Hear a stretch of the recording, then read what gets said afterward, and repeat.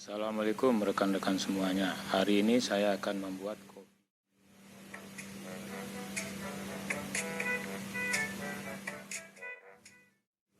Satu bungkus kopi celup kopi so ini berisi 3 kantong, yang berarti untuk 3 cangkir kopi. Jadi 3 orang bisa menikmati. Setelah air mendidih, kita tuangkan air yang mendidih ini ke masing-masing cangkir. Tolong saat menuangkannya berhati-hati ya, pelan-pelan.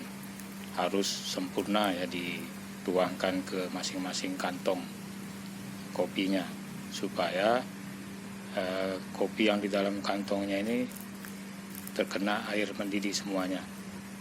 Jadi kopinya nanti terlihat hitam pekat. Nah, jadi harus pelan-pelan ya, harus satu cangkir secara bertahap.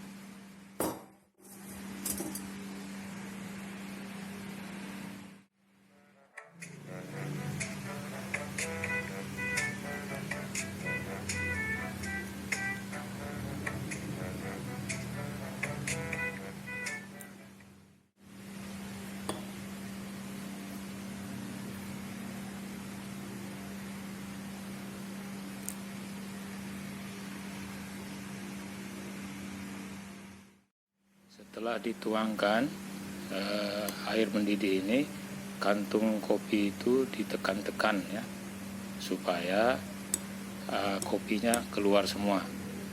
Jadi nanti warna kopinya menjadi hitam lekat, menjadi sempurna.